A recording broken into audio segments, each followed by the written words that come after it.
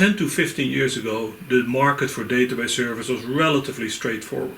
We were all using the Oracle database server, Microsoft SQL Server, DB2 from IBM, the Teradata engine, Sybase possibly, maybe even MySQL, but those were really the dominant products, and we all used them for building our data warehouse environments. If we look at the database market right now, very, very different. We've seen sort of an explosion of products. We now have the products for storing and processing data coming from the Hadoop world. Just think about HBase and the Kudu technology. We have, let's say, products from the NoSQL world, MongoDB, Couchbase, for example, Cassandra.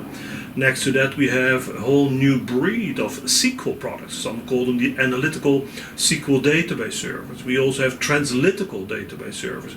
Really, we have a lot of new database technologies. And a lot of them have a lot to offer. They can run our queries more faster. They are better at supporting data science. Now the big question is, how are we going to incorporate those technologies, so the Hadoop technologies, NewSQL, Analytical SQL, NoSQL, inside our data warehouse and business intelligence architectures?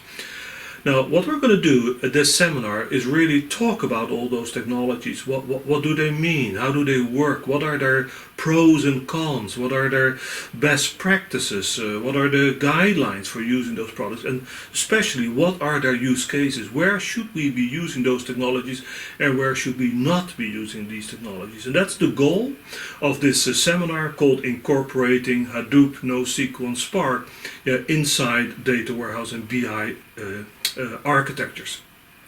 The seminar has been set up for people who are involved in designing and developing BI environments. So think about BI specialists, the database specialists, data warehouse specialists, maybe IT architects and enterprise architects, solutions architects. So it's a seminar completely focused on those new database technologies and how to use them in your current BI architectures. I hope I'll see you there.